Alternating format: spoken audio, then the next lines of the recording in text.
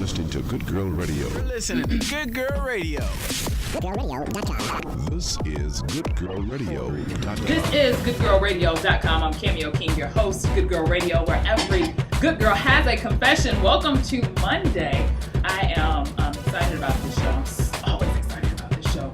Remember, you can always catch us on right here on GoodGirlRadio.com. You can also catch us on iTunes and on Stitcher. Today, this week, we have a topic I think will really shed some light on your relationships, especially with this being the month of Moon in February. And for that, in the studio, we have Dr. Sean Holland. He's a pastor of Epicenter Worship. And he's also the president of I Am E2E. It equips people to move to the next level. Welcome. How are you today, Miss Cameo?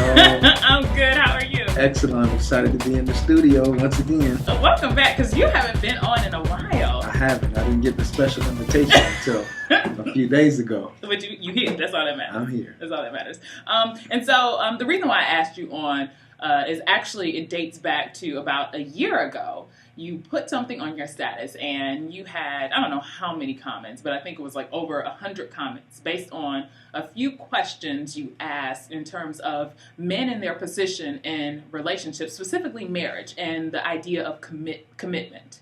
Yeah, it was very fascinating to me. I interact with a lot of people and I just asked three basic questions. Why does it seem that married men have been robbed of their voice? You don't hear a lot of married men jumping and screaming about their relationship. You have a few, but by and large, you don't have a lot of married men doing a lot of talking.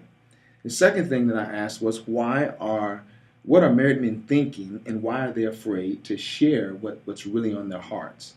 And the third question I asked was how does this silence by married men contribute or attribute to the single men's lack of committal or commitment to single women or to a marriage relationship. And so it was just phenomenal how many people chimed in. And as we began to unpack this, we found that a lot of married men are not necessarily afraid, but the love they have for their lady overrides their authenticity. They don't want to say something that's going to hurt her and then damage the relationship. So essentially, in the first question, you're asking, where's their voice? Is it absent because of the relationship that they have with the woman they love?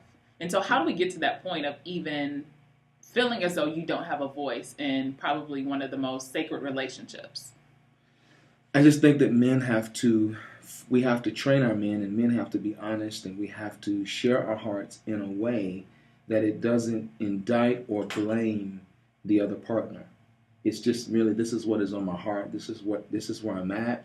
I'm not asking you to fix it, but I do need to talk about it.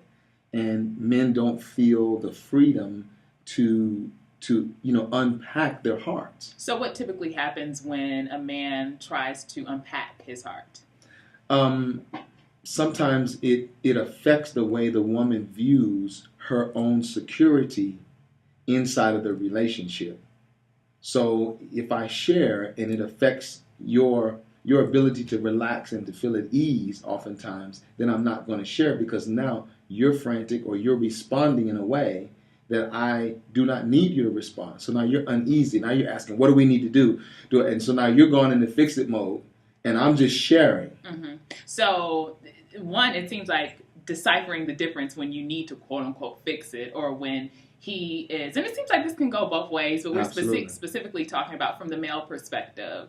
But one, when you need to go into the fix it mode, and then one, when you also just simply need to listen and also to be very cognizant of how you respond and what he may need in that moment in terms of your response. Yeah. I'm thinking of like maybe some examples. So if your husband lost his job and he comes home and he tells you like, hey, babe, I don't work at X company anymore. And her response is, but what we gonna do?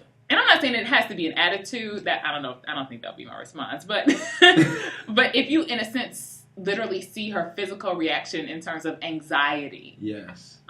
In terms of, well, do you have money? Like, beginning to ask questions. Do you have money saved up? Or what are you going to do next? And not necessarily out of questioning him or whether he's prepared, but for her to make even the next moves for the family. Yeah, and I think a lot of it is a man's earning and his wages oftentimes speaks to his identity. And women have to affirm the man that just because you lost your job, it doesn't change your manhood.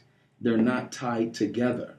And affirm that. You're still the man. You're still whatever, I saw in you when we first got married, and et cetera, et cetera. I still love you, and keep your finger on that pulse. And oftentimes men see that as an attachment to their manhood, and it isn't. Mm-hmm. Does that make sense? Yeah, it does. It does, and that's just one example in terms of what really happens, what's going through the mind.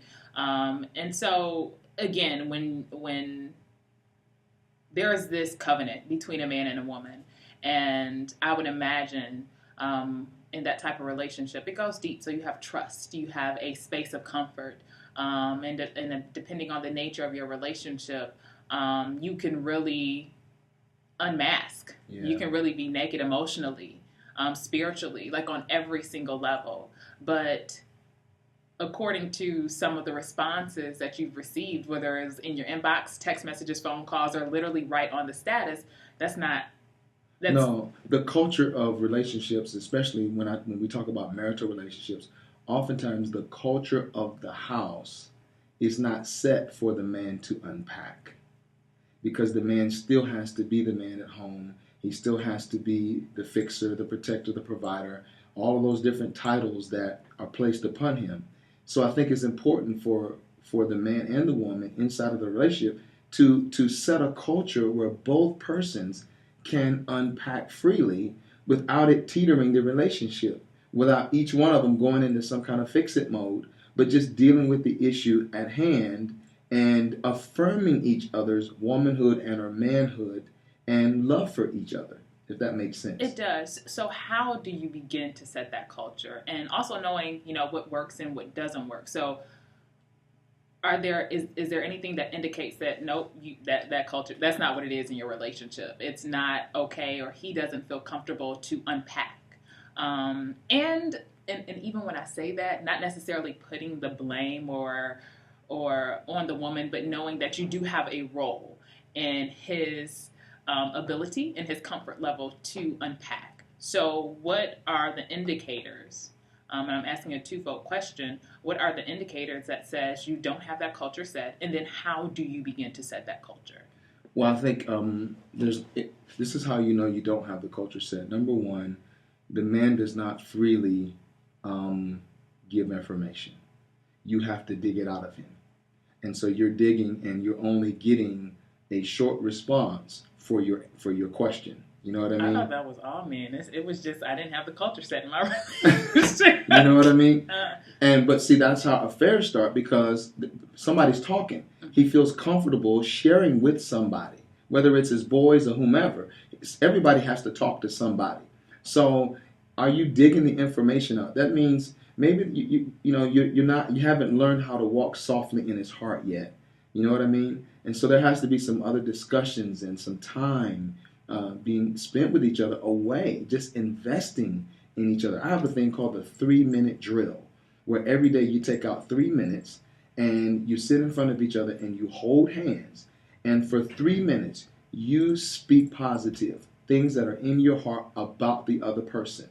And you just keep it going for 3 minutes. You're awesome. You're this. I think this about you.